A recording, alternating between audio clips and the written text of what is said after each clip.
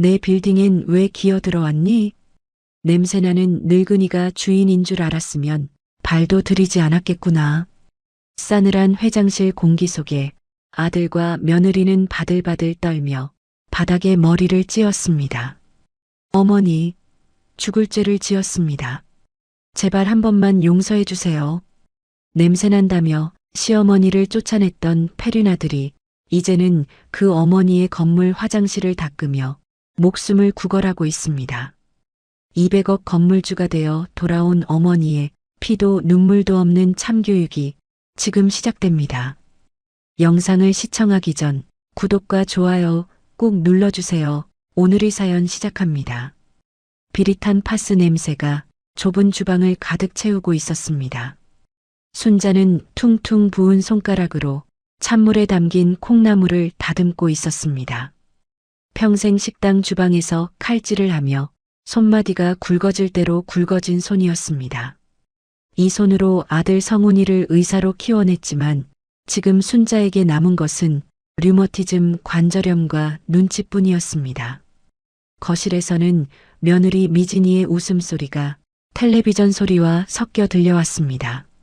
순자는 주눅든 어깨를 펴지 못한 채 저녁 밥상을 차리기 시작했습니다. 갓 지은 밥 냄새가 구수하게 퍼졌지만 순자의 속은 숯검정처럼 타들어가고 있었습니다. 식탁 위에 국그릇을 내려놓는 순간이었습니다. 미진이가 코를 찡긋거리더니 손부채질을 하며 인상을 찌푸렸습니다. 아우, 어머니, 제가 몇 번을 말해요? 이 파스 냄새 때문에 정말 미치겠다니까요. 밥맛이 뚝 떨어져서 원. 미진이는 들고 있던 수저를 식탁 위에 탁 소리나게 내려놓았습니다. 그 날카로운 소리가 순자의 가슴에 비수처럼 꽂혔습니다. 순자는 죄인이라도 된 것처럼 앞치마에 손을 문지르며 고개를 숙였습니다. 미안하다.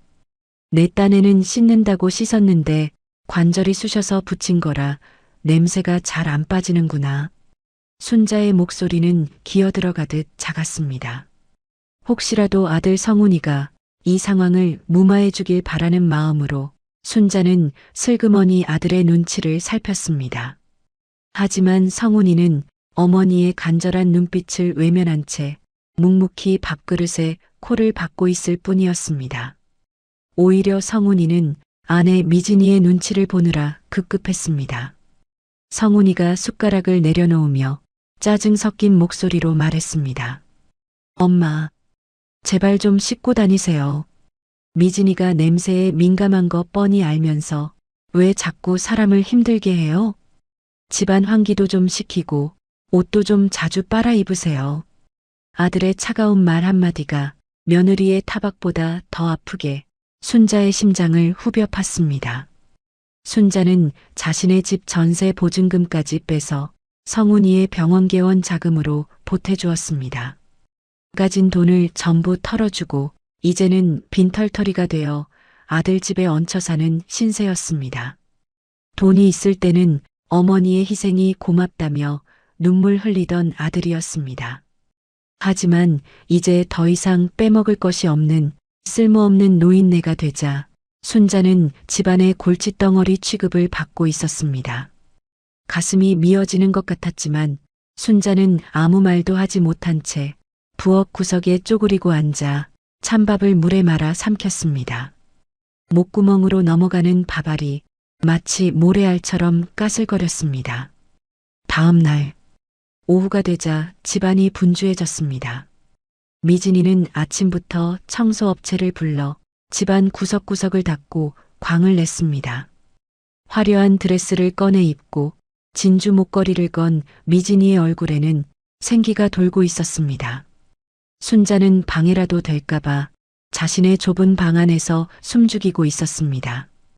그때 방문이 벌컥 열리더니 미진이가 들어왔습니다. 미진이는 순자의 옷차림을 위아래로 훑어보며 말했습니다. 어머니, 오늘 제 친구들 오기로 한 거 아시죠? 다들 강남에서 잘 나가는 사모님들이라 어머니 계시면 서로 불편해요. 눈치 없이 방에 계시지 말고 나가서 찜질방이라도 다녀오세요. 그것은 부탁이 아니라 일방적인 통보이자 명령이었습니다. 순자는 당황해서 자리에서 일어나며 말했습니다. 갑자기 나가라니. 갈아입을 옷도 없는데. 아휴, 거기 가면 찜질복 다 주잖아요. 냄새나는 옷 입고 계시느니 거기 가서 좀 씻고 오세요. 내일 아침에나 들어오시고요. 미진이는 순자의 등을 떠밀듯 현관 밖으로 내몰았습니다. 순자는 갈아입을 속옷 한 벌 챙기지 못한 채 슬리퍼를 신은 채로 현관 밖으로 쫓겨났습니다. 등 뒤에서 도어락이 잠기는 소리가 철커덕하고 차갑게 울렸습니다. 그 소리가 마치 가족과의 인연을 끊어내는 소리처럼 들렸습니다. 순자는 멍하니 닫힌 현관문을 바라보다가 힘없이 엘리베이터 버튼을 눌렀습니다. 아파트 입구로 나오자 고급 승용차들이 줄지어 들어오고 있었습니다. 차에서 내린 화려한 옷차림의 여자들이 웃음꽃을 피우며 아파트 안으로 들어갔습니다. 미진이의 친구들이었습니다. 그들의 손에는 명품 가방과 선물 꾸러미가 들려 있었습니다.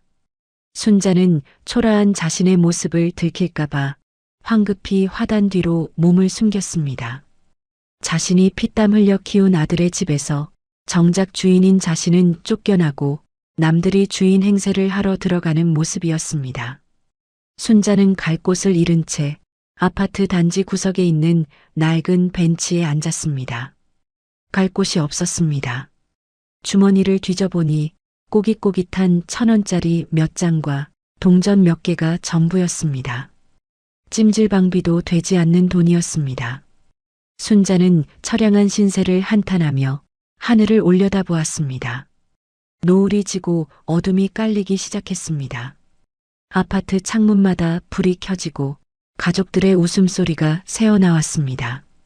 저 수많은 불빛 중에 순자가 몸을 누일 곳은 단 한 군데도 없었습니다. 내가 어쩌다 이렇게 됐을까? 남편 죽고 악착같이 살았는데 내 늙은 몸뚱이 하나 쉴 곳이 없구나.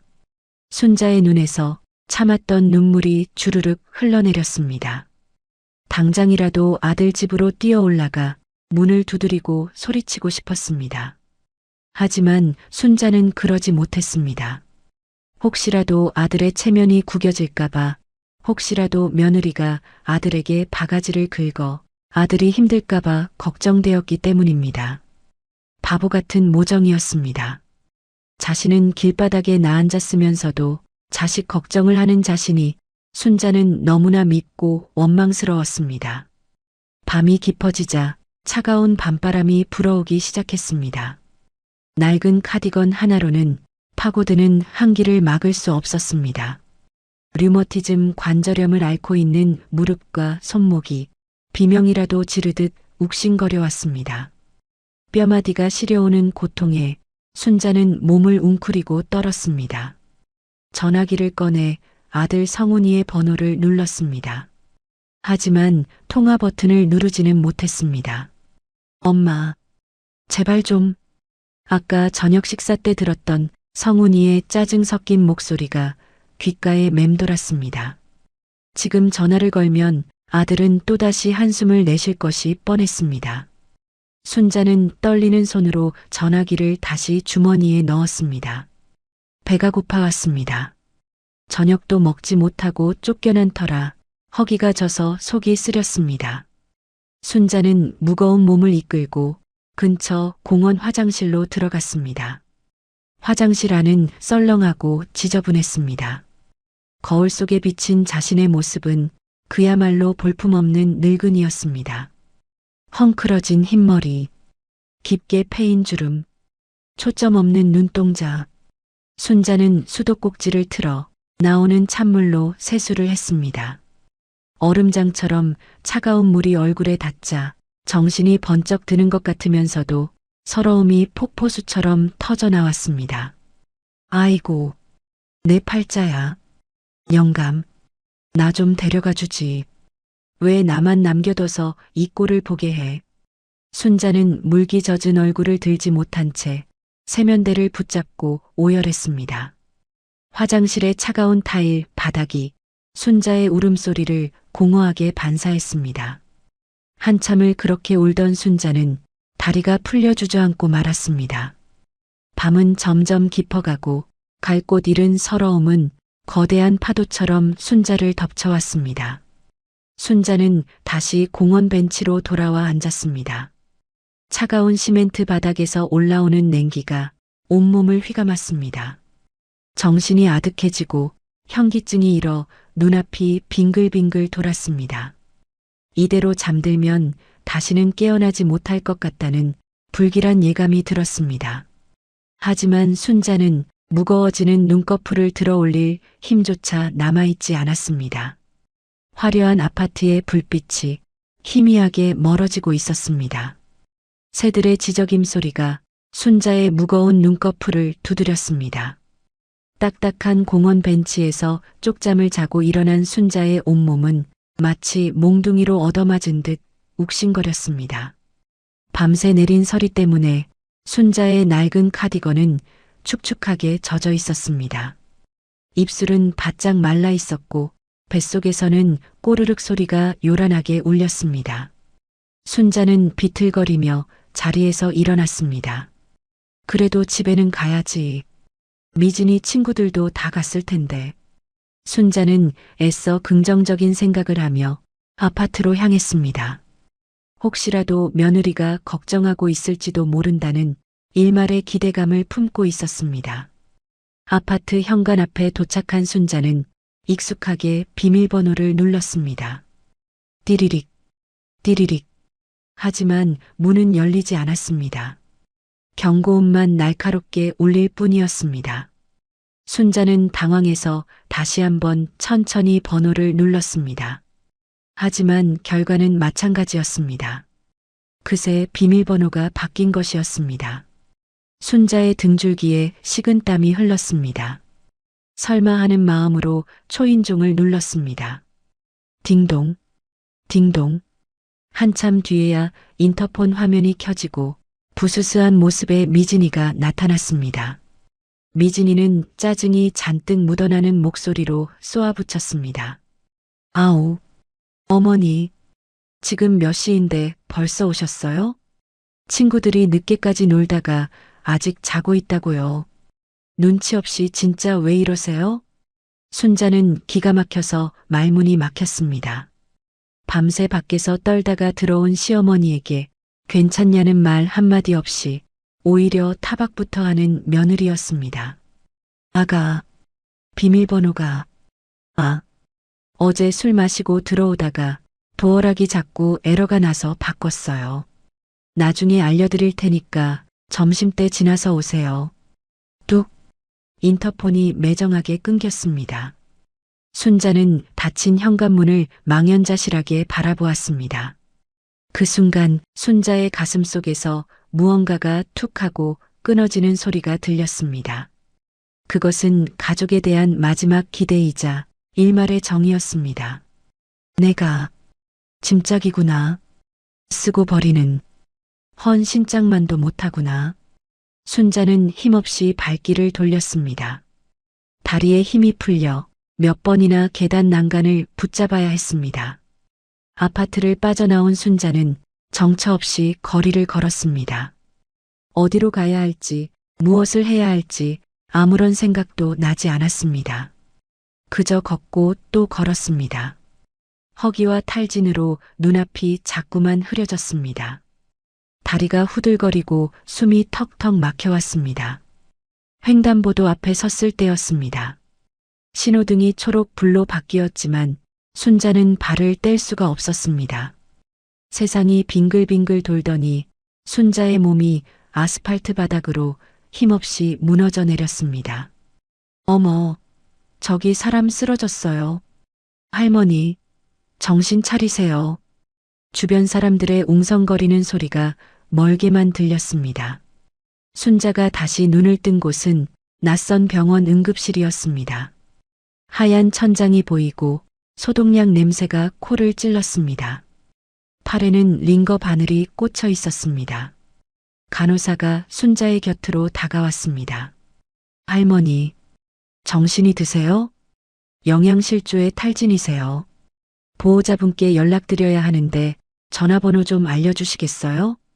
순자는 힘겹게 고개를 끄덕이며 아들 성훈이의 번호를 불러주었습니다. 간호사가 전화를 걸어 성훈이에게 순자의 상태를 알렸습니다. 하지만 전화기 너머로 들려오는 성훈이의 목소리는 순자의 기대를 무참히 짓밟았습니다. 지금 병원 회진 중이라 바빠요. 나중에 갈 테니까 일단 수액 맞고 계시라고 하세요. 또다시 매정한 끊김이었습니다. 간호사의 표정이 난처하게 굳어졌습니다. 순자는 그 표정에서 모든 것을 읽을 수 있었습니다. 아들은 오지 않을 것이라는 것을, 자신은 아들에게 귀찮은 존재일 뿐이라는 것을. 순자의 눈에서 눈물이 주르륵 흘러내려 베개를 적셨습니다. 제가 병원비가 없는데. 순자는 떨리는 목소리로 간호사에게 말했습니다. 주머니에는 여전히 1,000원짜리 몇 장뿐이었습니다. 간호사는 안타까운 표정으로 말했습니다. 일단 수액 다 맞으시고 나중에 아드님 오시면 정산하시면 돼요. 하지만 순자는 기다릴 수가 없었습니다. 아들이 올 리도 없거니와 혹여나 아들이 와서 병원비를 내며 또다시 짜증을 낼까봐 두려웠습니다. 순자는 간호사가 잠시 자리를 비운 사이 팔에 꽂힌 링거 바늘을 거칠게 뽑아버렸습니다. 피가 배어나왔지만 아픔을 느낄 새도 없었습니다. 순자는 도망치듯 병원 문을 나섰습니다. 지나가는 사람들이 힐끔거렸지만 순자는 고개를 푹 숙인 채 걸음을 재촉했습니다. 어디로 가야 할까? 갈 곳 없는 처지가 사무치게 서러웠습니다. 문득 고향 친구 영숙이가 생각났습니다. 어릴 적부터 친자매처럼 지냈던 친구였습니다. 남편과 사별하고 혼자 시골에서 살고 있는 영숙이라면 자신을 받아줄지도 모른다는 생각이 들었습니다. 순자는 주머니 속 깊은 곳을 더듬었습니다. 꼬깃꼬깃 접어둔 비상금이 손끝에 잡혔습니다. 며느리 몰래, 아들 몰래, 혹시 모를 일을 대비해 숨겨두었던 쌈짓돈이었습니다. 5만 원짜리 지폐 2장. 이것이 순자가 가진 전 재산이었습니다. 순자는 버스 터미널로 향했습니다. 터미널은 사람들로 북적거렸습니다. 표를 끊기 위해 줄을 서 있던 순자의 눈에 익숙한 뒷모습이 들어왔습니다. 화려한 옷차림에 양손 가득 쇼핑백을 든 여자. 며느리 미진이었습니다. 미진이는 친구들과 함께 백화점 쇼핑을 마치고 나오는 길이었습니다.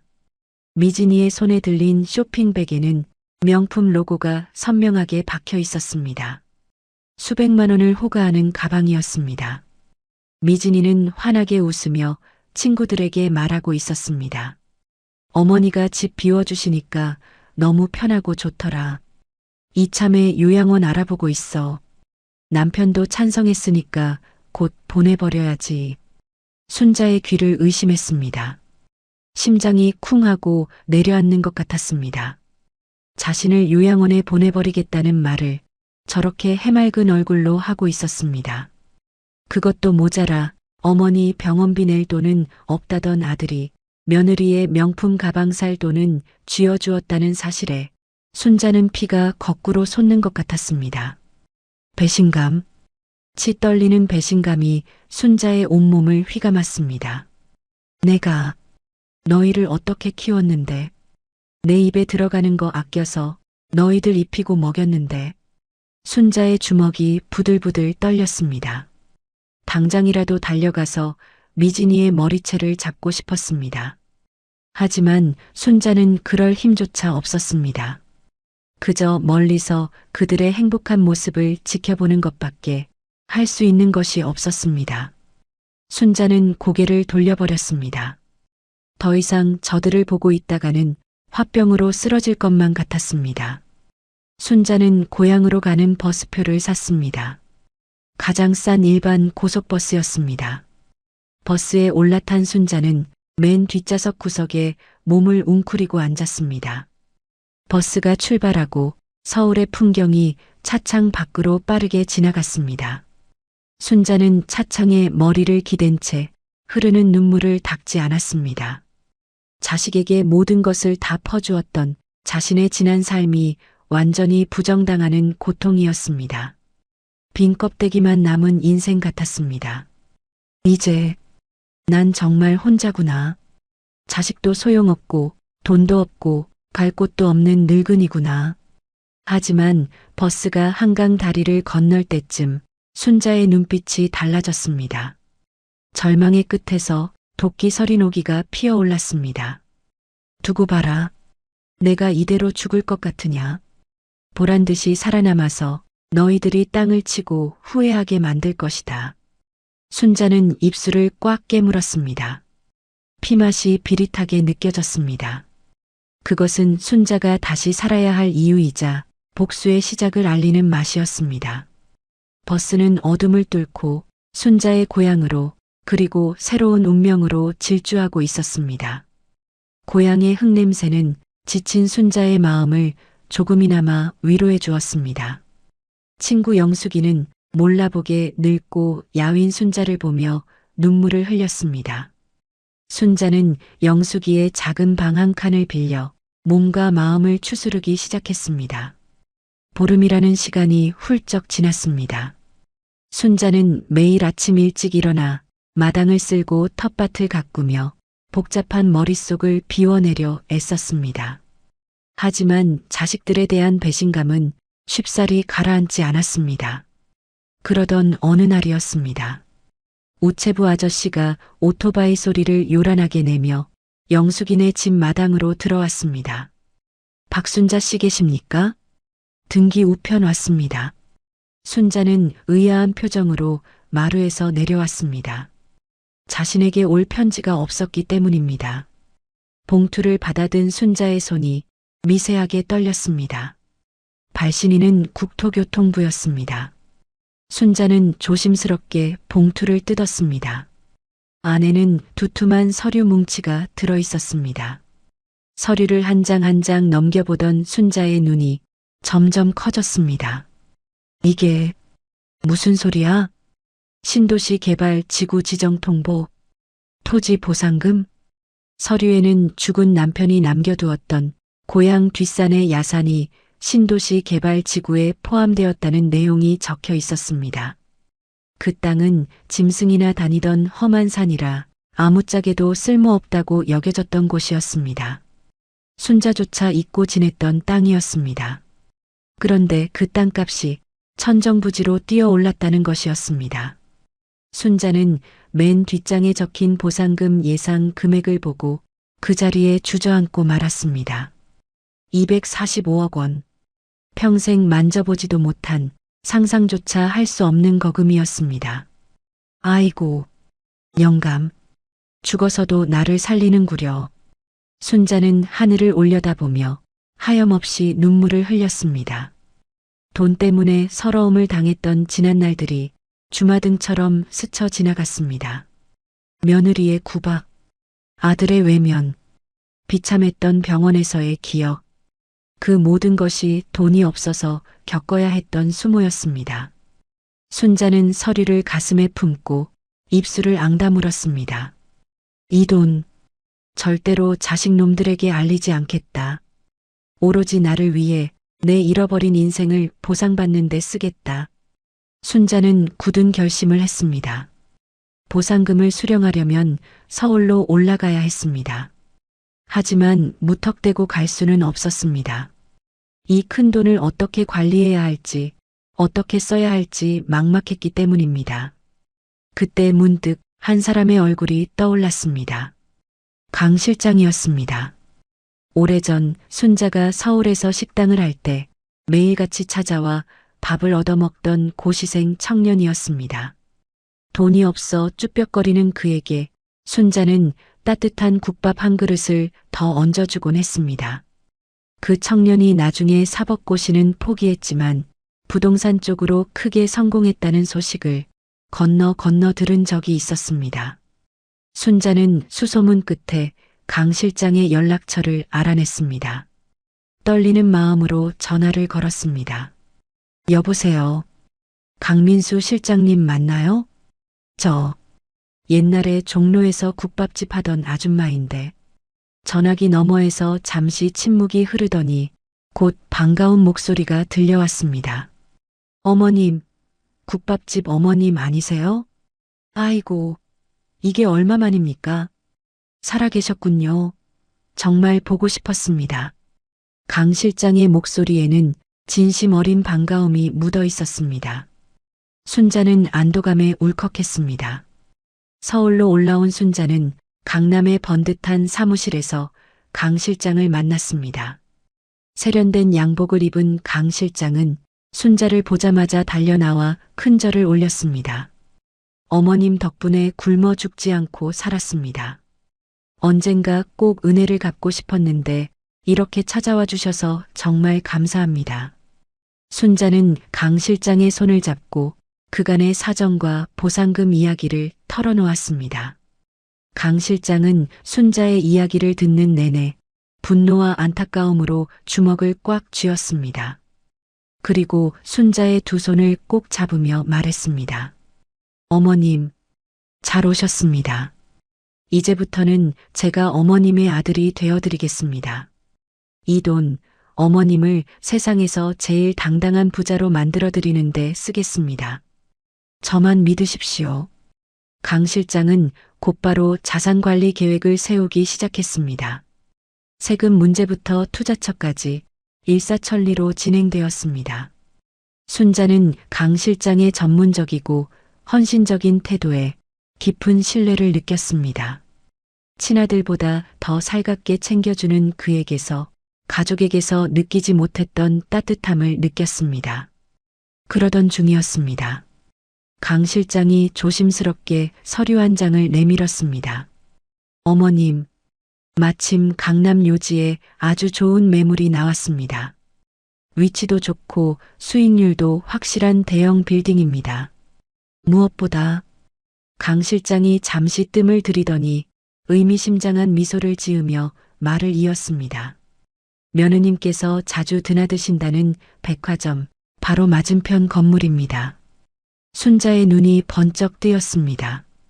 그 건물은 미진이가 쇼핑을 하러 갈 때마다 저런 건물 하나 있으면 소원이 없겠다며 입버릇처럼 말하던 곳이었습니다. 1층에는 명품관이 있고 꼭대기층에는 전망 좋은 레스토랑이 있는 그야말로 부의 상징과도 같은 건물이었습니다. 그 건물, 내가 사겠네. 순자의 목소리에는 한치의 망설임도 없었습니다. 그것은 단순한 투자가 아니었습니다. 자신을 무시했던 며느리에게 그리고 세상에게 보란듯이 보여주겠다는 순자의 선전포고였습니다. 한편 그 시각 성훈이의 병원 원장실에는 무거운 침묵만이 감돌고 있었습니다. 성훈이는 머리를 감싸쥔 채 책상 위에 쌓인 독촉장들을 노려보고 있었습니다. 무리하게 병원을 확장하느라 빌린 대출금 이자가 눈덩이처럼 불어나 감당할 수 없는 지경이었습니다. 설상가상으로 주식 투자마저 실패해 원금까지 모두 날린 상황이었습니다. 그때 문이 벌컥 열리고 미진이가 들어왔습니다. 미진이의 손에는 백화점 쇼핑백 대신 카드 명세서가 들려 있었습니다. 여보, 이게 다 뭐야? 카드가 정지됐어. 한도 초과라니. 당장 이번 달 생활비는 어떡할 거야? 미진이는 앙칼지게 소리쳤습니다. 성훈이는 고개를 들 힘조차 없었습니다. 조금만 기다려봐. 어떻게든 해결해 볼 테니까. 해결? 어떻게 해결할 건데?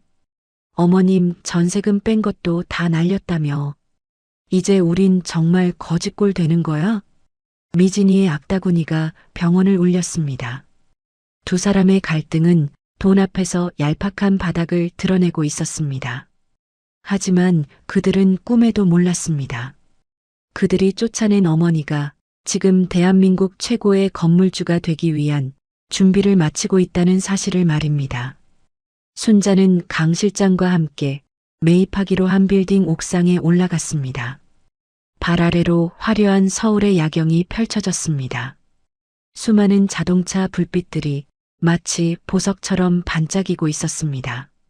시원한 밤바람이 순자의 머리카락을 흩날렸습니다. 더 이상 차갑고 서러운 바람이 아니었습니다. 그것은 순자의 새로운 인생을 축복하는 희망의 바람이었습니다. 보상금이 입금되는 대로 바로 계약 진행하겠습니다. 강 실장의 말에 순자는 고개를 끄덕이며 난간을 꽉 잡았습니다. 그래, 진행해. 이제부터가 진짜 시작이야. 순자의 눈빛이 도심의 불빛보다 더 강렬하게 빛나고 있었습니다.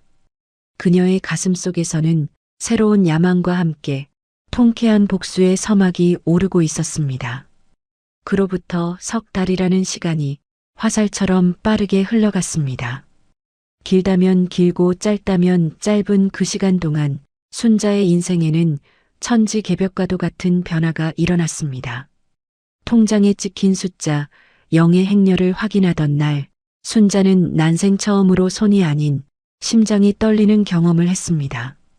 보상금이 입금되자마자 순자는 강 실장이 미리 준비해둔 절차에 따라 일사천리로 빌딩 매입을 마무리했습니다.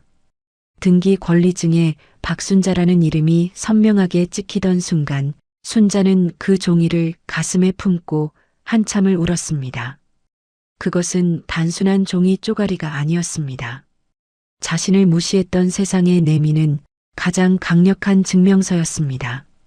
모든 절차를 마친 순자가 가장 먼저 찾은 곳은 다름 아닌 백화점이었습니다. 평소 며느리 미진이가 제 집 드나들듯 다니던 그 명품관이었습니다. 순자가 낡은 카디건에 운동화 차림으로 매장에 들어서자 직원들의 시선이 미묘하게 흔들렸습니다. 마치 들어와서는 안 될 사람이 들어왔다는 듯 위아래로 훑어보는 눈빛에는 경계심이 서려 있었습니다. 한 직원이 다가와 영혼 없는 목소리로 물었습니다. 손님, 찾으시는 물건 있으세요? 저희 매장은 예약제로 운영되기도 하는데 혹시 예약하셨나요? 순자는 그 뻔한 무시를 모른 척하며 마네킹에 걸린 최고급 정장을 가리켰습니다. 진주 빛깔이 은은하게 감도는 실크 소재의 투피스였습니다. 저거 입어볼 수 있나? 직원은 난처한 표정을 지으며 순자의 허름한 옷차림을 다시 한번 훑어보았습니다. 손님, 저 옷은 소재가 예민해서 시착하시다가 손상되면 곤란하신데 가격도 꽤 나가는 편이라서요. 순자는 대꾸 없이 가방에서 지갑을 꺼냈습니다. 그리고 강 실장이 만들어준 한도가 없는 검은색 카드를 직원의 눈앞에 내밀었습니다. 직원의 눈동자가 크게 흔들렸습니다. 그 카드가 무엇을 의미하는지 백화점 직원이라면 모를 리 없었습니다. 순자는 차가운 미소를 지으며 말했습니다. 입어보는 건 됐고 저거랑 저기 걸린 코트까지 내 사이즈에 맞는 걸로 싹 다 포장해. 아니, 내가 지금 입고 갈 거니까 라벨만 떼서 가져와. 직원의 태도가 180도로 돌변하는 데는 채 1분도 걸리지 않았습니다. 직원들은 허리를 90도로 굽히며 순자를 VIP 라운지로 안내했습니다. 순자는 거울 앞에 섰습니다. 낡고 냄새나던 옷을 벗어 던지고 몸에 딱 떨어지는 고급 정장을 걸쳤습니다. 거울 속에 비친 여자는 더 이상 구박받던 늙은 시어머니가 아니었습니다. 우아하고 기품 있는 성공한 여성 사업가의 모습이었습니다. 순자는 백화점을 나와 곧장 청담동의 유명 미용실로 향했습니다. 푸석푸석하고 헝클어졌던 흰머리를 다듬고 세련된 볼륨 파마를 했습니다. 거칠어진 피부에는 윤기가 흐르는 화장을 입혔습니다. 변신을 마친 순자가 거울을 보며 낯선 자신의 모습에 손을 댔습니다. 나도 여자였구나. 꿈이면 이렇게 고운 것을 그동안 바보처럼 살았구나. 순자는 자신의 뺨을 어루만지며 서글픈 미소를 지었습니다. 이제 순자의 보금자리는 아들의 눈치를 보던 좁은 방구석이 아니었습니다. 그녀가 매입한 빌딩의 가장 높은 곳, 펜트하우스가 순자의 새로운 집이었습니다. 사방이 통유리로 된 거실에서는 한강이 한눈에 내려다 보였습니다. 최고급 가죽 소파와 대리석, 바닥, 은은한 조명이 감도는 그곳은 마치 성과도 같았습니다. 강 실장이 서류 가방을 들고 들어오며 밝은 목소리로 말했습니다. 회장님, 인테리어는 마음에 드십니까? 불편하신 점 있으시면 바로 말씀해 주십시오. 회장님이라니. 어색하네. 마음에 들다마다. 내 평생 이런 호사를 누려볼 줄 누가 알았겠나. 순자는 소파에 부드러운 가죽을 쓸어내리며 대답했습니다. 강 실장은 탁자 위에 서류들을 펼쳐놓으며 본격적인 건물 관리 교육을 시작했습니다. 회장님, 여기 보시면 이번 달 임대 수익 현황입니다. 1층 명품관과 3층 병원에서 들어오는 수익이 가장 큽니다. 그리고 지하 주차장 수익도 쏠쏠하고요. 순자는 돋보기를 끼고 강 실장이 설명하는 숫자들을 꼼꼼히 들여다보았습니다. 평생 가계부 하나는 철두철미하게 썼던 순자였습니다. 그녀의 눈빛이 날카롭게 빛났습니다.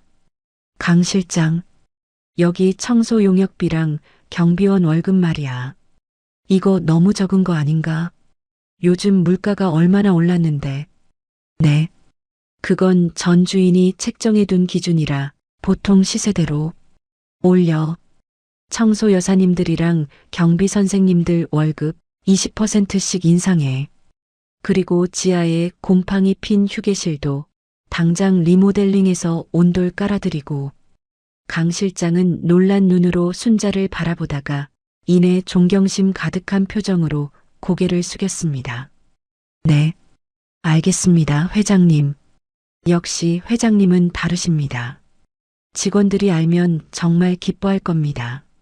내가 그 바닥 일을 해봐서 알아.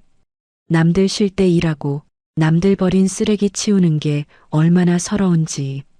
내 건물에서 일하는 사람들은 적어도 그런 서러움은 안 느끼게 해주고 싶네. 순자의 말에는 자신이 겪어온 고통의 무게가 실려 있었습니다. 그녀는 힘없는 사람들에게는 한없이 따뜻했지만 자신을 버린 혈육에게는 차갑게 식어가고 있었습니다. 한편 성훈이는 벼랑 끝에 몰려 있었습니다. 병원은 파리만 날렸고 빚쟁이들의 독촉 전화는 하루에도 수십 통씩 걸려왔습니다. 성훈이는 떨리는 손으로 어머니 순자의 번호를 눌렀습니다. 어떻게든 어머니를 구슬려 돈을 빌려볼 심산이었습니다. 두. 순자의 펜트하우스 거실 테이블 위에서 최신형 스마트폰이 진동했습니다. 액정에는 아들이라는 두 글자가 떠올랐습니다. 순자는 찻잔을 들던 손을 멈추고 무표정한 얼굴로 전화기를 내려다보았습니다. 예전 같았으면 아들 전화라고 반가워하며 한 걸음에 달려가 받았을 것입니다. 하지만 지금 순자에게 저 벨소리는 돈 냄새를 맡고 달려드는 파리떼의 날갯짓 소리처럼 느껴질 뿐이었습니다. 순자는 전화기를 뒤집어 놓았습니다. 진동 소리가 멈출 때까지 그녀는 미동도 하지 않았습니다. 성훈이는 전화를 받지 않는 어머니를 원망하며 핸드폰을 책상에 집어 던졌습니다. 젠장, 엄마는 도대체 어디 간 거야? 꼭 필요할 때는 연락도 안 되고. 옆에 있던 미진이가 손톱을 물어뜯으며 불안한 눈빛으로 성훈이를 닥달했습니다. 어머니 고향 가셨다며. 거기 가면 있을 거 아니야? 당장 내려가서 모셔와. 아니, 돈이라도 좀 받아와. 나 이번 달 카드값 못 막으면 신용 불량자 된단 말이야. 결국 미진이는 직접 차를 몰고 순자의 고향으로 내려갔습니다. 내비게이션도 제대로 찍히지 않는 시골길을 덜컹거리며 달리는 동안 미진이는 온갖 짜증을 다 부렸습니다. 아우, 진짜 이런 깡촌에 처박혀서 뭐 하는 거야? 사람 귀찮게 정말. 미진이는 흙먼지를 날리며 영숙이네 집 마당에 도착했습니다. 대문을 발로 쾅쾅 차며 소리쳤습니다. 어머니, 계세요? 저 왔어요. 미진이요. 문 좀 열어보세요. 방 안에서 영숙이가 툇마루로 나왔습니다. 영숙이는 미진이의 싸가지 없는 태도를 보고 혀를 쯧쯧 찼습니다. 이미 순자에게서 모든 사정을 들은 뒤라 영숙이의 눈에도 미진이는 곱게 보일 리 없었습니다. 누구쇼? 남의 집 대문을 그렇게 부서져라 두드리고. 아줌마, 우리 시어머니 여기 있죠? 빨리 나오라고 해요. 데리러 왔으니까. 미진이는 영숙이를 하녀 부리듯 말했습니다. 영숙이는 코웃음을 치며 빗자루로 마당을 쓰는 척하며 미진이 쪽으로 먼지를 날렸습니다. 콜록, 콜록. 아줌마 지금 뭐 하는 거예요? 순자? 떠난 지가 언젠데 이제 와서 찾아? 그리고 자네가 쫓아냈다며? 고려장이나 다름없이 내쫓을 땐 언제고 이제 와서 무슨 염치로 찾으러 왔어? 아니, 이 아줌마가 진짜 어디로 갔는데요? 서울로 갔어요? 몰라. 나도 모른다니께. 바람처럼 왔다가 바람처럼 갔어. 더 이상 볼 일 없으니까 썩 나가. 영숙이는 소금을 한 줌 쥐어와 미진이에게 뿌려버렸습니다. 미진이는 악을 쓰며 발을 구르다 결국 아무런 소득도 없이 차를 돌려야 했습니다. 돌아오는 차 안에서 미진이는 핸들을 내리치며 분통을 터뜨렸습니다. 아, 짜증나. 도대체 어디 처박혀 있는 거야? 돈 한 푼 없는 노인네가 갈 데가 어디 있다고. 미진이는 꿈에도 상상하지 못했습니다. 자신이 그토록 찾아 헤매던 시어머니가 지금 자신이 사는 아파트보다 훨씬 비싼 최고급 펜트하우스에서 자신을 내려다보고 있다는 사실을 말입니다. 순자는 펜트하우스 창가에 서서 강 실장의 보고를 듣고 있었습니다. 며느님께서 고향 집에 다녀가셨다고 합니다. 빈손으로 돌아가서 꽤나 분해하는 눈치입니다. 그리고 아드님 병원 상황이 생각보다 훨씬 심각합니다.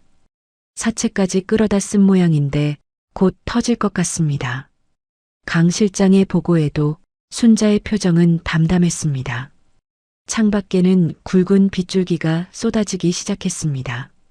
석 달 전 순자가 쫓겨나던 그날 밤처럼 세찬 비가 도시를 적시고 있었습니다.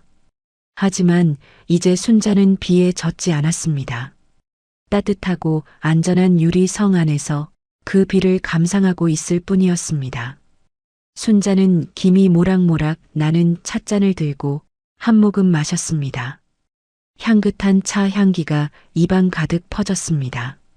내버려둬. 아직 멀었어. 바닥이 어딘지, 지옥이 어떤 곳인지 직접 겪어봐야 정신을 차리지. 순자의 목소리는 창밖의 천둥 소리보다 더 낮고 더 무겁게 울렸습니다. 그녀는 더 이상 자식의 고통을 대신 짊어지는 어리석은 어미가 아니었습니다. 차가운 비를 맞으며 떨고 있을 자식들을 보며 순자는 비로소 차가운 이성을 되찾고 있었습니다. 유리창에 비친 순자의 얼굴에는 단호한 결의가 서려 있었습니다. 5월의 따스한 햇살이 빌딩의 통유리창을 뚫고 들어와 화려한 샹들리에를 비추었습니다. 오늘은 순자의 빌딩 대표이사 취임식이 열리는 날이었습니다. 연회장 입구에는 정재계 인사들과 유명인들이 보낸 화환이 끝이 보이지 않을 정도로 줄지어 서 있었습니다. 단상 위에 오른 순자의 모습은 눈이 부실 정도로 아름다웠습니다. 은은한 보랏빛이 감도는 한복을 입고 머리를 단정하게 올린 순자에게서 더 이상 주눅든 노인의 모습은 찾아볼 수 없었습니다. 순자가 떨리는 손으로 마이크를 잡았습니다. 하지만 그 손길에는 전에 없던 힘과 확신이 실려 있었습니다. 여러분, 저는 평생을 식당 주방 바닥에서 칼질만 하던 늙은이였습니다. 뜨거운 불 앞에서 땀을 흘리고 차가운 물에 손을 담그며 살았습니다. 하지만 저는 부끄럽지 않습니다. 그 땀방울이 모여 지금의 저를 만들었고 이 건물을 지탱하는 기둥이 되었기 때문입니다. 순자의 진심 어린 취임사가 끝나자 우레와 같은 박수 소리가 연회장을 가득 채웠습니다. 빌딩 입주민들과 직원들은 인자하고 품격 있는 순자를 향해 존경의 눈빛을 보냈습니다. 그들은 순자를 단순한 건물주가 아닌 회장님이라 부르며 따랐습니다.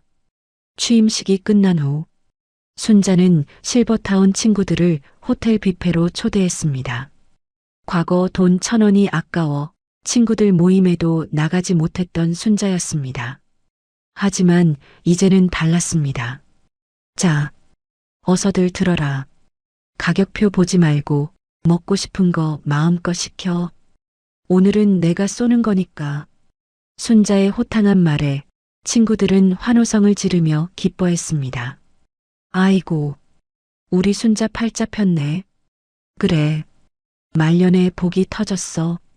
내가 이렇게 성공해서 베푸니까 내 배가 다 부르다 얘. 친구들의 웃음소리 속에서 순자는 난생 처음으로 가슴 벅찬 행복을 느꼈습니다. 돈이라는 것이 사람을 비참하게도 만들지만 이렇게 사랑하는 사람들과 나눌 때는 더할 나위 없는 기쁨이 된다는 것을 깨달았습니다. 순자는 최고급 와인을 한 모금 마시며 창밖의 풍경을 바라보았습니다. 세상이 발 아래 있었습니다. 이보다 더 좋을 수는 없었습니다. 하지만 빛이 강할수록 그림자는 짙어지는 법이었습니다. 순자가 인생의 황금기를 누리고 있을 때 아들 성훈이의 인생은 끝모를 나락으로 떨어지고 있었습니다. 성훈이의 병원 원장실 문이 거칠게 열리며 양복 입은 사람들이 들이닥쳤습니다. 보건복지부 단속반과 경찰들이었습니다. 김성훈 원장님 되십니까? 의료법 위반 및 불법 리베이트 수수 혐의로 조사를 나오겠습니다. 관련 장부와 컴퓨터 하드디스크 전부 압수해. 성훈이는 사색이 되어 자리에서 벌떡 일어났습니다. 아니, 이게 무슨 소립니까? 영장이라도 가져오신 거예요? 이거 다 불법입니다. 증거는 이미 다 확보했습니다. 제약회사 영업사원이 다 풀었습니다. 불법으로 뒷돈 챙기고 환자들에게 과잉 진료하신 거 모를 줄 아셨습니까? 경찰이 들이민 서류에는 성훈이의 비리 내역이 빼곡하게 적혀 있었습니다. 성훈이는 다리에 힘이 풀려 의자에 주저앉고 말았습니다. 그것은 단순한 벌금형으로 끝날 문제가 아니었습니다. 며칠 뒤 성훈이에게 청천벽력 같은 통지서가 날아왔습니다. 의사 면허 자격 정지 처분 통지서. 성훈이는 떨리는 손으로 통지서를 구겨버리며 괴로움에 몸부림쳤습니다. 으악, 안 돼. 내가 어떻게 딴 면허인데. 이걸 뺏어가면 난 어떡하라고. 의사로서의 생명이 끝나는 순간이었습니다. 하지만 불행은 거기서 멈추지 않았습니다. 무리하게 병원을 확장하느라 끌어다 쓴 사채 빚이 독이 든 성배가 되어 돌아왔습니다. 병원이 영업 정지를 당해 수입이 끊기자 사채업자들이 득달같이 달려들었습니다. 성훈이네 아파트 현관에는 하루가 멀다 하고 붉은색 압류 딱지가 붙었습니다. 거실에 있던 값비싼 가구들에도 미진이가 애지중지하던 명품 가방들에도 가차없이 빨간 딱지가 덕지덕지 붙었습니다. 안 돼요. 이거 제 가방이에요. 이게 얼마짜리인데 딱지를 붙여요. 이것 떼요. 당장 떼라고요. 미진이는 집행관의 팔을 붙잡고 늘어졌지만 소용없었습니다. 그녀가 자랑하던 명품들은 이제 빚잔치를 위한 고철 덩어리에 불과했습니다. 결국 두 사람은 살던 아파트에서도 쫓겨나는 신세가 되었습니다.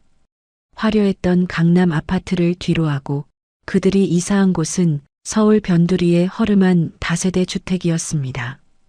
반지하 방에서는 코를 찌르는 곰팡이 냄새가 진동했습니다. 벽지에는 누런 얼룩이 져 있었고 바닥 장판은 찢어져 시멘트 바닥이 훤히 드러나 있었습니다. 미진이는 방 안에 들어서자마자 코를 막으며 비명을 질렀습니다. 아, 냄새.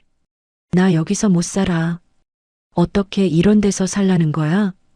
당장 다른 데 알아봐. 성훈이는 짐 가방을 바닥에 던지며 미진이를 향해 소리쳤습니다. 그럼 당신이 돈 벌어오던가. 나 면허 정지당해서 의사질도 못하는 거 몰라? 있는 돈 없는 돈 당신이 명품 산다고 다 썼잖아. 뭐라고? 그게 왜 내 탓이야? 당신이 병원 운영 엉망으로 해서 망한 거잖아. 리베이트는 왜 받아 처먹어서 이 꼴을 만들어? 능력 없으면 사고나 치지 말지.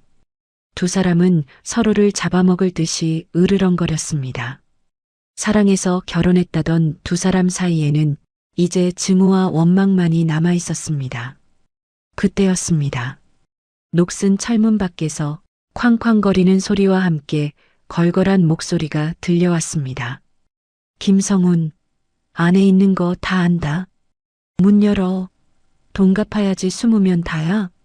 오늘 안에 이자 안 넣으면 내 놈 손목부터 자를 줄 알아. 사채업자들이었습니다. 성훈이와 미진이는 사색이 되어 서로의 입을 틀어막았습니다. 방 안에 불을 끄고 구석에 웅크려 숨을 죽였습니다. 심장이 터질 듯이 쿵쾅거렸습니다. 밖에서는 문을 부술 듯이 차는 소리가 한참 동안 이어지다 멀어졌습니다. 두 사람은 어둠 속에서 벌벌 떨며 서로를 껴안지도 못한 채 각자 울음을 삼켰습니다.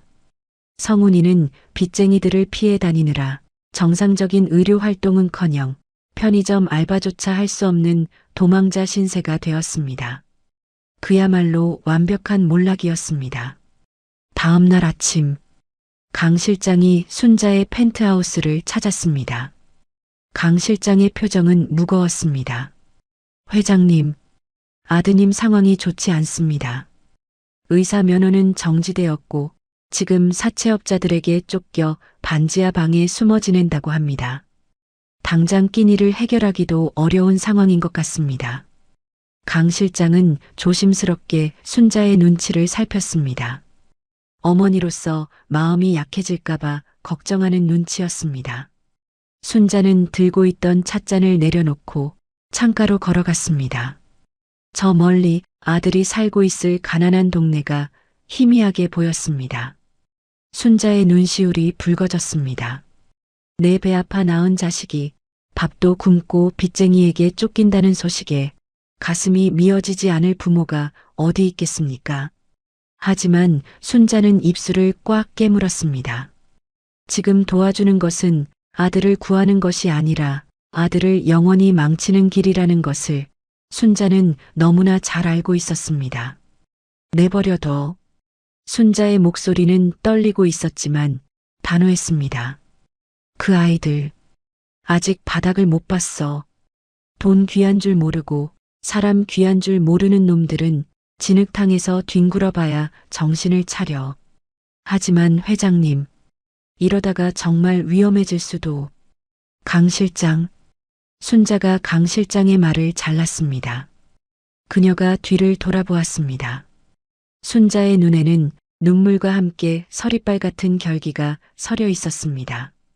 내가 식당 바닥에서 40년을 구르며 배운 게 있어. 공짜 밥은 체한다는 거야. 제 손으로 벌지 않은 돈은 독이 된다는 걸 그놈들도 알아야 해. 굶어 죽기 직전까지 절대로 돕지 마.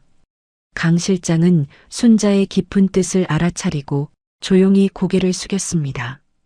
순자는 다시 창밖을 바라보았습니다. 화려한 도심의 풍경이 오늘따라 유난히 시리게 느껴졌습니다. 성공의 정점에서 맛보는 씁쓸한 아픔이었습니다.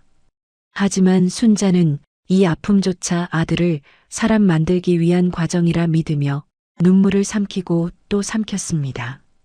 진정한 어른이 되는 길은 때로는 살을 도려내는 듯한 고통을 감내해야 한다는 것을 순자는 뼈저리게 느끼고 있었습니다. 장마가 시작된 7월의 어느 날, 후덥지근한 습기가 반지하 단칸방의 곰팡이 냄새를 더욱 진동하게 만들었습니다. 성훈이와 미진이가 이곳으로 숨어든 지도 벌써 2달이 지났습니다. 방바닥에는 먹다 남은 컵라면 용기가 굴러다니고 빨래 건조대에는 덜 마른 옷들이 축 늘어진 채 퀴퀴한 냄새를 풍기고 있었습니다. 성훈이는 러닝셔츠 차림으로 바닥에 누워 천장만 멍하니 바라보았습니다. 덥수룩하게 자란 수염과 퀭한 눈동자. 한때 강남에서 잘 나가던 병원 원장의 모습은 그 어디에서도 찾아볼 수 없었습니다. 미진이 역시 마찬가지였습니다. 윤기 흐르던 머릿결은 푸석해졌고 명품 화장품으로 가꾸던 피부는 거칠어져 있었습니다. 미진이가 배를 움켜쥐며 신경질적으로 소리쳤습니다. 아, 김성훈, 밥 안 줘? 나 배고파 죽겠다고. 라면도 다 떨어졌잖아. 나가서 뭐라도 좀 사와.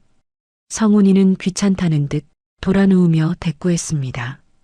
돈이 있어야 사오지. 당신 지갑에 동전 하나 없어? 그리고 밖엔 나가기 무서워서 못 나가. 어제도 그놈들이 집 앞까지 왔었단 말이야. 성훈이의 목소리에는 두려움이 가득했습니다. 의사 면허가 정지된 것은 둘째치고 악랄하기로 소문난 사채업자들에게 쫓기는 신세라 대낮에도 바깥 출입을 할 수가 없었습니다. 병원 근처에는 이미 빚쟁이들이 진을 치고 있어서 의료 관련 아르바이트는 꿈도 꿀 수 없었습니다. 그야말로 도간에 든 쥐꼴이었습니다. 미진이는 기가 막혀 성훈이의 등짝을 내리쳤습니다. 이 등신아, 그럼 여기서 굶어 죽자는 거야? 나 이번 달 카드값 못 막으면 진짜 신용불량자 된다고. 내 인생 망치려고 작정했어? 이미 망했어. 다 끝났다고. 당신이 사치만 안 부렸어도 이 꼴은 안 났어. 뭐라고? 이게 다 내 탓이지 왜 내 탓이야? 두 사람은 서로에게 악을 쓰며 싸웠지만 그 소리조차 허기에 지쳐 금세 잦아들었습니다.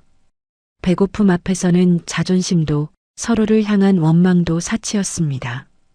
그때 문틈 사이로 전단지 한 장이 쑥 밀려 들어왔습니다. 생활정보지였습니다. 미진이는 무심코 전단지를 집어들었습니다. 습관적으로 구인 광고란을 훑어보던 미진이의 눈이 어느 한 곳에서 멈췄습니다. 강남 대형 빌딩 청소 및 관리 직원 모집, 급여 및 복지업계 최고 대우, 숙식 제공 가능, 초보자 환영, 주급 지급 가능, 주급 지급 가능. 미진이의 눈에 그 글자가 마치 구원의 빛처럼 들어왔습니다. 당장 현금이 급한 두 사람에게는 가뭄의 단비 같은 조건이었습니다. 더구나 신분 확인이 까다로운 전문직이 아니라 청소부라면 빚쟁이들의 눈을 피할 수 있을 것 같았습니다. 미진이는 자고 있는 성훈이를 흔들어 깨웠습니다. 여보, 일어나 봐. 이것 좀 봐. 강남 빌딩 청소부 뽑는다는데 주급으로 준대. 돈도 꽤 많이 주는데? 성훈이는 눈을 비비며 전단지를 힐끔 쳐다보았습니다. 그리고는 코웃음을 쳤습니다. 뭐? 청소부? 나보고 지금 빗자루질이나 하라는 거야? 나 의사야. 김성훈이라고. 내 손은 메스를 잡는 손이지 쓰레기 줍는 손이 아니야. 성훈이의 자존심은 바닥을 기는 처지에도 여전히 하늘을 찌르고 있었습니다. 미진이는 답답한 마음에 가슴을 쳤습니다. 이 멍청아, 지금 찬밥 더운 밥 가릴 때야? 당장 쌀 한 톨 없는데 의사가 밥 먹여줘? 면허도 정지된 주제에 무슨 의사 타령이야. 당신 거기 잡혀가서 장기라도 털려야 정신 차릴래? 일단 이거라도 해서 입에 풀칠은 해야 할 거 아니야. 미진이의 서슬 퍼런 일갈에 성훈이는 입을 다물었습니다. 현실은 냉혹했습니다. 당장 내일 먹을 밥값이 없다는 공포가 의사로서의 얄팍한 자존심을 눌러버렸습니다. 결국 두 사람은 마지막 남은 멀쩡한 옷을 찾아 입고 집을 나섰습니다. 지하철을 타고 강남으로 향하는 내내 성훈이는 모자를 푹 눌러쓰고 고개를 들지 못했습니다. 혹시라도 아는 사람을 만날까봐 두려움에 떨면서 말입니다. 면접 장소인 빌딩 앞에 도착했을 때 두 사람은 입을 다물지 못했습니다.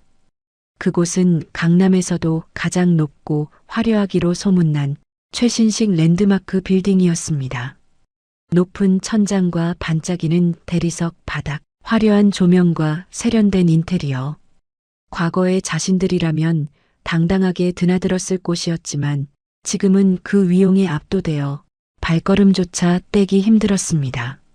로비에 들어선 두 사람은 마치 남의 옷을 훔쳐 입은 사람들처럼 잔뜩 위축되었습니다. 지나가는 사람들이 모두 자신들을 쳐다보며 비웃는 것만 같았습니다. 관리 사무소장실에 들어서자 깐깐해 보이는 인상의 소장이 그들을 위아래로 훑어보았습니다. 면접이라기보다는 신문에 가까운 질문들이 쏟아졌습니다. 나이도 젊은데 왜 이런 험한 일을 하려고 합니까? 전에 무슨 일을 했었죠? 손이 너무 고운데 걸레질이나 제대로 할 수 있겠어요? 성훈이는 우물쭈물하며 대답을 하지 못했습니다. 자신이 의사였다고 말했다가는 왜 면허가 정지되었는지, 왜 여기까지 왔는지 들통날 게 뻔했기 때문입니다. 다급해진 미진이가 성훈이의 옆구리를 찌르며 나섰습니다. 아, 저기, 사업을 하다가 좀 망해서요. 저희 정말 절박합니다. 시켜만 주시면 무슨 일이든 다 할게요. 제발 부탁드립니다, 소장님. 당장 잘 곳도 없어서 그래요. 한때 백화점 직원에게 갑질을 하던 미진이가 허리를 90도로 굽히며 애원하고 있었습니다. 그 모습이 너무나 비굴하고 처량해서 성훈이는 고개를 돌려버렸습니다. 소장은 탐탁지 않은 표정으로 두 사람의 이력서를 탁자에 던지듯 내려놓았습니다. 원래는 경력직만 뽑는데 하도 사정하는 게 딱해서 써주는 겁니다. 대신 일 못하면 바로 자를 거니까 그렇게 하시오. 그리고 두 사람은 특별구역으로 배정하겠습니다. 감사합니다. 정말 감사합니다. 특별구역이라니요? 어디든 상관없습니다. 미진이는 감지덕지하며 고개를 조아렸습니다. 하지만 소장의 입에서 나온 말은 두 사람을 경악하게 만들었습니다. 화장실입니다. 이 건물이 워낙 커서 화장실 관리가 제일 중요하거든요. 남편분은 남자 화장실이랑 쓰레기 분리수거장 맡으시고 부인분은 여자 화장실 전담하세요. 지금 당장 작업복으로 갈아입고 나오세요. 네. 화장실이요? 미진이의 얼굴이 하얗게 질렸습니다. 다른 곳도 아니고 화장실이라니. 남들이 싸지른 오물을 치우는 일이라니. 상상조차 해본 적 없는 일이었습니다. 성훈이 역시 충격을 받은 듯 입을 벌린 채 멍하니 서 있었습니다. 싫으면 관두시던가. 밖에 일하겠다는 사람 줄 섰으니까. 소장의 차가운 말에 성훈이와 미진이는 정신이 번쩍 들었습니다. 선택의 여지가 없었습니다. 여기서 나가면 기다리는 것은 굶주림과 빚쟁이들의 협박뿐이었습니다. 두 사람은 울며 겨자 먹기로 작업복을 받아들었습니다. 헐렁한 회색 작업복으로 갈아입은 두 사람의 모습은 영락없는 청소부였습니다. 미진이는 고무장갑을 끼는 자신의 손을 내려다보며 참았던 눈물을 터뜨렸습니다. 내가 어쩌다 이렇게 됐어. 이 손이 어떤 손인데. 변기를 닦아야 해. 하지만 감상에 젖을 시간조차 주어지지 않았습니다. 청소 반장의 불호령이 떨어졌기 때문입니다. 거기 신입들, 뭐하고 서 있어? 빨리빨리 안 움직여. 1층 로비 화장실부터 시작해. 미진이는 대걸레와 변기소를 들고 여자 화장실로 들어갔습니다. 문을 열자마자 역한 암모니아 냄새가 코를 찔렀습니다. 헛구역질이 올라왔습니다. 미진이는 코를 막고 뒷걸음질 쳤지만 도망칠 곳은 없었습니다. 변기 뚜껑을 열자 지저분한 오물이 묻어 있었습니다. 미진이는 눈을 질끈 감고 솔질을 시작했습니다. 쓱싹, 쓱싹, 변기를 닦는 소리가 화장실에 울려 퍼졌습니다. 그때 문득 과거의 기억 하나가 미진이의 뇌리를 스치고 지나갔습니다. 시어머니 순자에게 했던 말들이었습니다. 어머니, 냄새나니까 제발 좀 씻으세요. 노인네 냄새 때문에 비위 상해서 밥을 못 먹겠네. 그토록 혐오했던 냄새, 그토록 무시했던 더러움. 그것이 이제는 온전히 미진이의 몫이 되어 있었습니다. 엇보였습니다. 자신이 뱉은 말들이 부메랑이 되어 돌아와 자신의 얼굴을 때리고 있었습니다. 흐흑, 흐흑. 미진이는 변기를 붙잡고 오열했습니다. 눈물과 콧물이 범벅이 되어 얼굴을 타고 흘러내렸지만 고무장갑 낀 손으로는 닦을 수조차 없었습니다. 한편 성훈이는 지하 쓰레기장에서 산더미처럼 쌓인 쓰레기 봉투를 나르고 있었습니다. 음식물 쓰레기 냄새가 진동했습니다. 무거운 봉투를 들어 올릴 때마다 허리가 끊어질 듯 아파왔습니다. 의사 가운을 입고 우아하게 회진을 돌던 때가 마치 전생의 일처럼 아득하게 느껴졌습니다. 지나가던 직원이 코를 막으며 성훈이를 피해서 지나갔습니다. 그 눈빛, 더러운 것을 보는 듯한 그 경멸 어린 눈빛. 성훈이는 고개를 들 수 없었습니다. 그것은 과거 자신이 어머니를 바라보던 눈빛과 똑같았습니다. 엄마. 성훈이의 입에서 자신도 모르게 탄식 같은 부름이 새어나왔습니다. 어머니가 냄새나는 주방에서 일하며 번 돈으로 자신은 깨끗한 옷을 입고 공부했습니다. 어머니의 희생을 딛고 의사가 되었습니다. 하지만 자신은 어머니의 냄새가 싫다며 외면했었습니다. 이제야 알 것 같았습니다. 그 냄새가 더러움이 아니라 치열한 삶의 흔적이었다는 것을. 하지만 깨달음은 너무 늦었고 현실은 너무나 가혹했습니다. 성훈이는 쓰레기 봉투 옆에 주저앉아 기름때 묻은 장갑으로 얼굴을 감싸쥐었습니다. 빌딩의 화려한 조명이 두 사람의 비참한 그림자를 더욱 짙게 만들고 있었습니다. 가장 낮은 곳, 가장 더러운 곳에서 탐욕스러웠던 자식들의 처절한 참회가 시작되고 있었습니다. 그리고 그 빌딩의 가장 높은 곳에는 이 모든 것을 알고 있는 한 사람, 어머니 순자가 있었습니다. 지옥 같은 일주일이 지났습니다. 성훈이와 미진이에게 빌딩 청소부로서의 삶은 매 순간이 고문이자 형벌이었습니다. 고무장갑 안은 땀으로 축축했고 온몸에서는 지워지지 않는 락스 냄새가 문신처럼 베어버렸습니다. 허리 한번 제대로 펴지 못한 채 변기를 닫고 쓰레기를 치우며 두 사람은 철저하게 바닥을 기었습니다. 그러던 어느 날, 이른 아침부터 빌딩 전체가 술렁거렸습니다. 관리소장이 핏대를 세우며 직원들을 로비로 집합시켰습니다.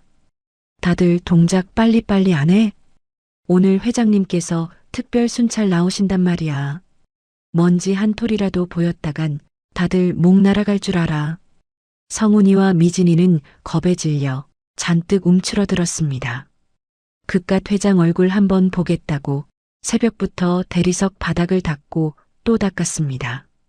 두 사람은 로비 한 구석 가장 눈에 띄지 않는 자리에 서서 고개를 푹 숙이고 있었습니다. 혹시라도 회장의 눈에 거슬려 이 마지막 밥줄마저 끊길까 두려웠기 때문입니다. 숨막히는 긴장감이 감돌았습니다. 잠시 후 전용 승강기의 도착을 알리는 벨소리가 로비의 정적을 깨뜨렸습니다. 띵! 육중한 승강기 문이 양옆으로 미끄러지듯 열렸습니다. 건장한 수행원들이 먼저 내리고 그 뒤로 또각또각 구두 굽소리가 울려 퍼졌습니다. 소리만으로도 그 사람이 가진 권위와 힘이 느껴지는 발걸음이었습니다. 성훈이는 마른 침을 삼키며 슬쩍 고개를 들어 앞을 보았습니다. 그리고 그 순간 성훈이의 눈동자가 찢어질 듯 커졌습니다. 심장이 덜컥 내려앉아 숨조차 쉴 수가 없었습니다. 옆에 있던 미진이 역시 입을 틀어막은 채 사시나무 떨듯 떨고 있었습니다. 말도 안 돼. 설마. 승강기에서 내려 당당하게 걸어 나오는 회장.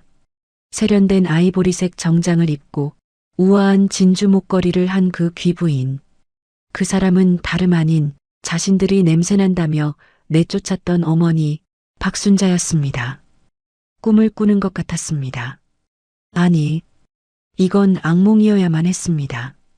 파스를 덕지덕지 붙이고 늘 구부정한 허리로 부엌을 서성이던 노인네가 아니었습니다.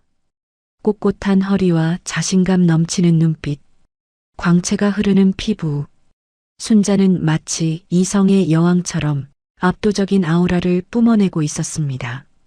관리소장과 직원들이 일제히 허리를 90도로 굽히며 인사했습니다. 안녕하십니까? 회장님. 우렁찬 인사소리가 로비를 울렸지만 성훈이와 미진이의 귀에는 아무것도 들리지 않았습니다. 오직 저 멀리서 걸어오는 순자의 모습만이 슬로 비디오처럼 보일 뿐이었습니다. 순자는 직원들을 향해 인자한 미소를 지으며 고개를 끄덕여 주었습니다. 하지만 그 시선이 구석에 서 있는 성훈이와 미진이에게 닿는 순간 순자의 눈빛이 차갑게 식어내렸습니다. 마치 모르는 사람을 보듯, 아니, 길가에 굴러다니는 돌멩이를 보듯 무심하고 서늘한 눈빛이었습니다. 순자는 두 사람을 스쳐 지나가려 했습니다. 그 순간 미진이의 다리가 풀려버렸습니다. 그녀는 바닥에 주저앉으며 자신도 모르게 비명을 지르듯 불렀습니다. 어머니. 그 한마디가 로비의 공기를 얼어붙게 만들었습니다.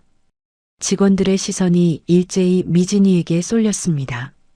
관리소장이 기겁을 하며 달려왔습니다. 아니, 이 여자가 미쳤나? 감히 회장님 앞을 막아? 당장 끌어내. 경비원들이 달려들었습니다. 하지만 미진이는 바닥을 기어가 순자의 구두 끝을 붙잡았습니다. 체면도 자존심도 없었습니다. 어머니, 저 미진이에요. 저 모르시겠어요? 어머니 며느리 미진이라고요. 성훈이도 그제야 정신을 차리고 무릎을 꿇으며 기어왔습니다. 엄마, 나야. 성훈이. 엄마가 어떻게 여기에. 순자의 발걸음이 멈췄습니다. 그녀는 천천히 고개를 돌려 자신의 발 아래 엎드린 아들 부부를 내려다보았습니다. 그 시선에는 경멸과 연민 그리고 깊은 분노가 뒤섞여 있었습니다.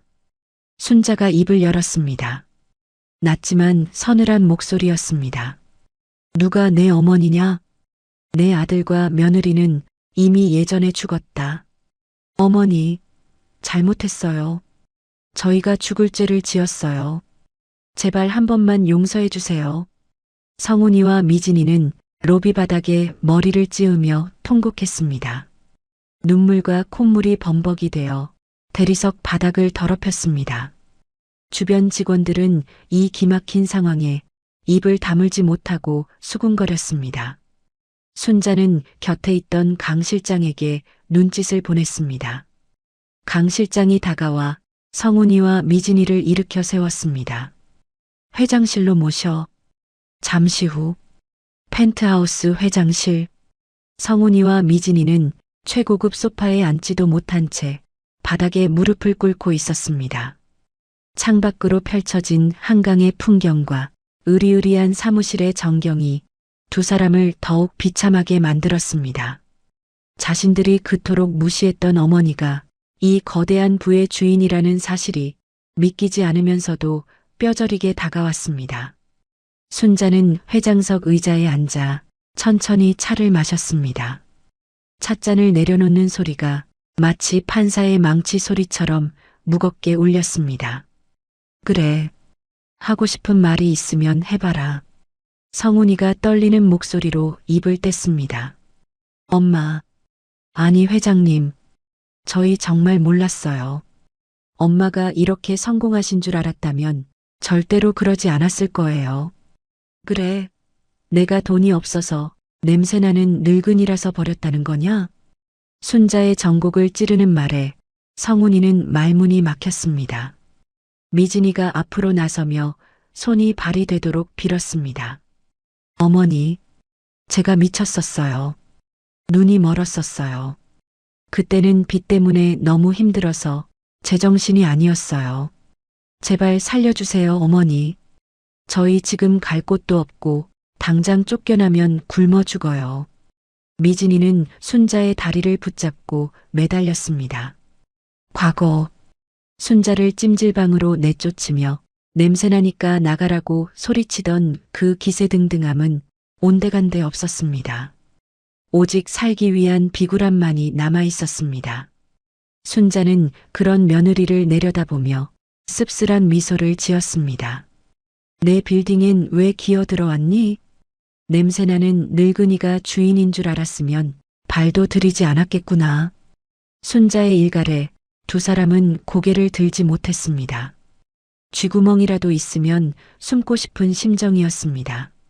자신들이 뱉었던 독한 말들이 그대로 화살이 되어 심장에 박히는 것 같았습니다. 순자가 자리에서 일어났습니다.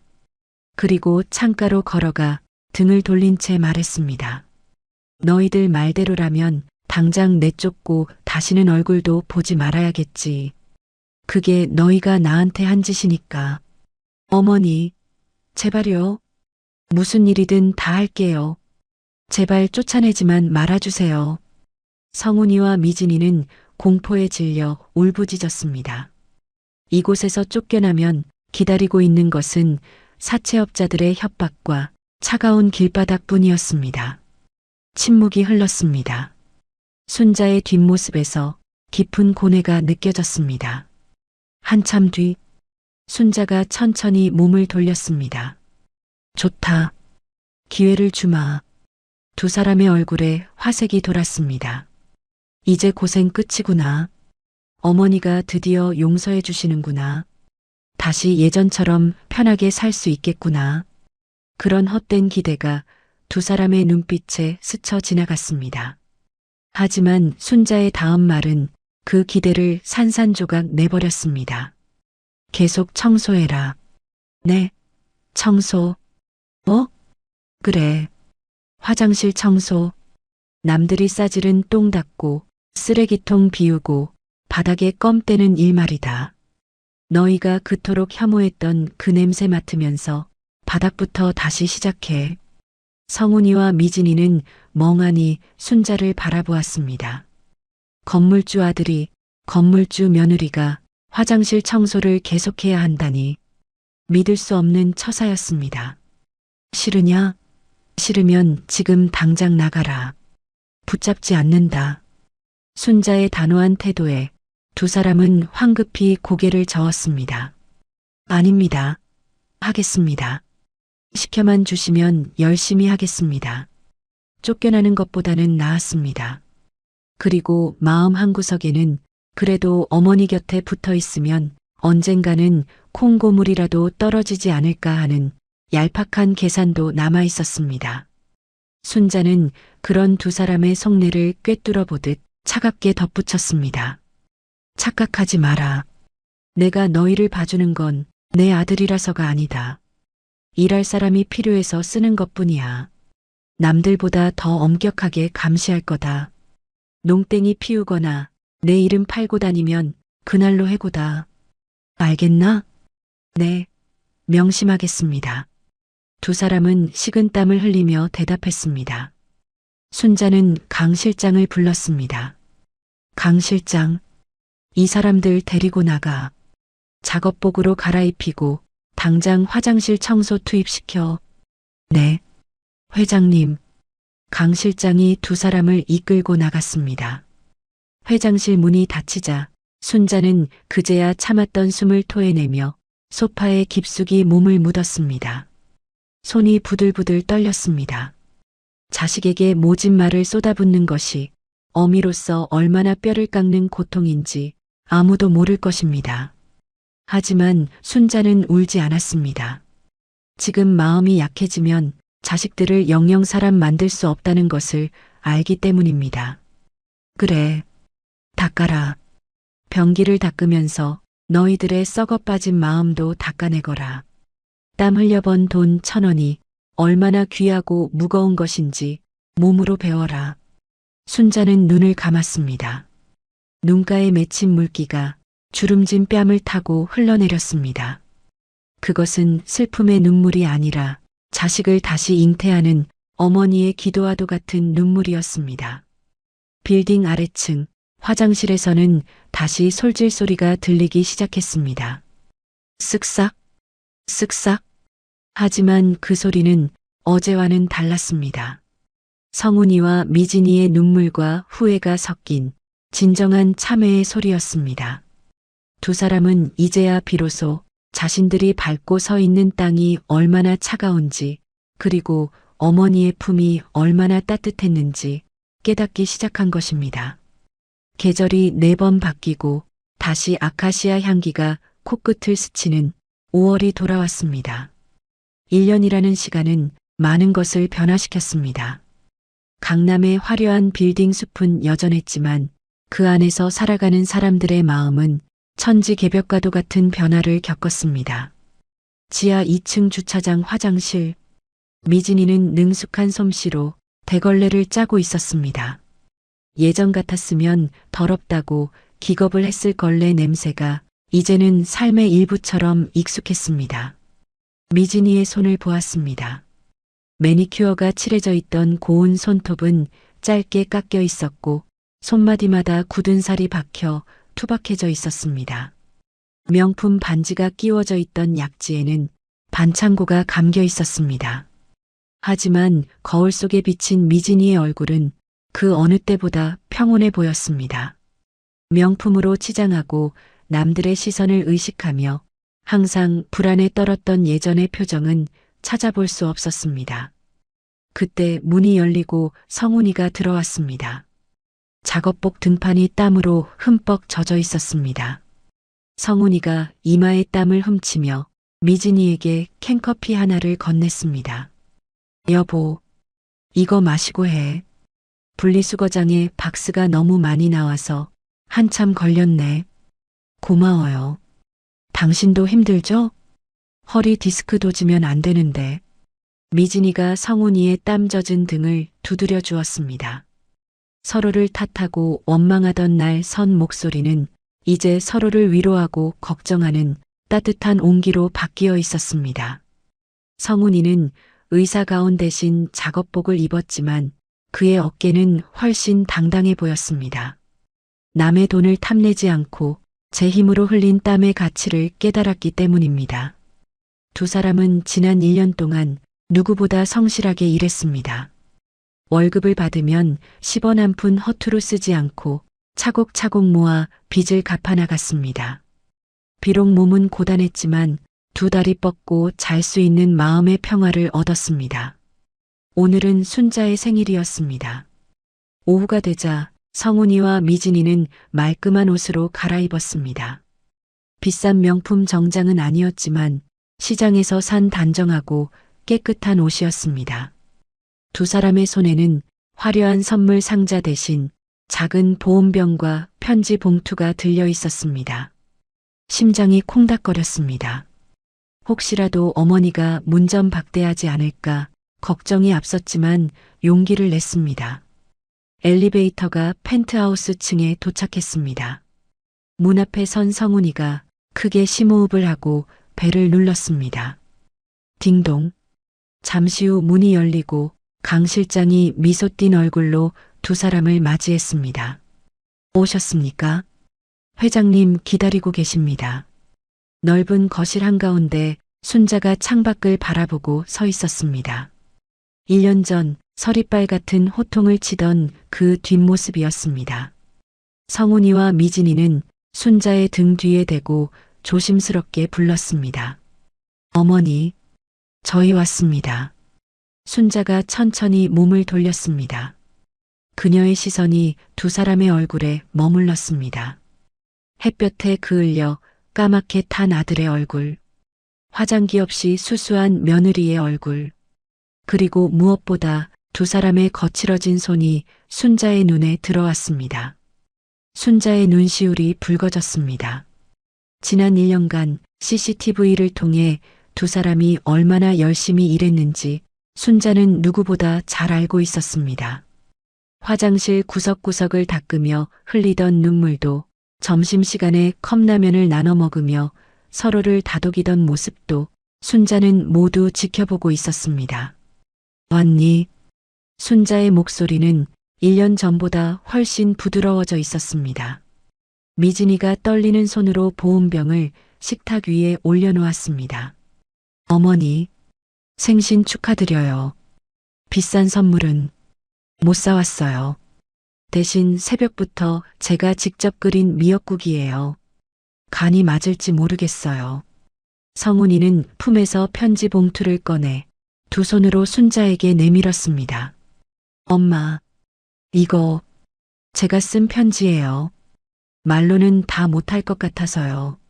순자는 아들의 편지를 받아들고 며느리가 끓여온 미역국 뚜껑을 열었습니다. 구수한 미역국 냄새가 펜트하우스의 넓은 거실을 따뜻하게 채웠습니다. 그것은 5성급 호텔 뷔페 음식보다, 백화점 명품 가방보다 훨씬 귀하고 값진 냄새였습니다. 순자는 숟가락을 들어 국물을 한 모금 떠먹었습니다.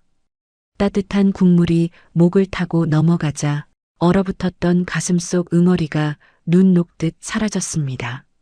맛있구나. 내 평생 먹어본 미역국 중에 제일 맛있다. 순자의 말 한마디에 미진이는 참았던 눈물을 터뜨렸습니다. 흑, 어머니, 죄송해요. 정말 죄송해요. 성훈이도 순자의 앞에 무릎을 꿇고 어머니의 손을 잡았습니다. 그리고 자신의 거친 볼을 어머니의 손등에 비비며 오열했습니다. 엄마, 내가 잘못했어. 엄마가 이렇게 고생해서 키운 손인데 내가 너무 늦게 알았어. 용서해줘, 엄마. 순자는 투박해진 며느리의 손과 굳은 살 박인 아들의 손을 차례로 어루만졌습니다. 그 거친 촉감이 순자에게는 세상 어떤 비단보다 부드럽게 느껴졌습니다. 그것은 자식들이 흘린 땀의 증거이자 사람이 되었다는 훈장이었기 때문입니다. 그래, 고생 많았다. 이제 됐다. 너희 손을 보니 이제야 내 아들, 내 며느리 같구나. 순자는 두 사람을 품에 안았습니다. 세 사람은 서로를 부둥켜 안고 오랫동안 묵은 감정을 씻어내는 눈물을 흘렸습니다. 그것은 화해의 눈물이자 새로운 가족의 탄생을 알리는 눈물이었습니다. 한참 뒤 감정을 추스른 순자가 강 실장을 불렀습니다. 강 실장은 미리 준비해둔 서류 가방을 열었습니다. 순자가 서류를 아들 부부 앞에 내밀었습니다. 이게 뭐예요, 어머니? 성훈이가 눈물 젖은 눈으로 물었습니다. 순자는 온화하지만 단호한 표정으로 말했습니다. 유언장이다. 그리고 기부 약정서야. 기부요? 그래.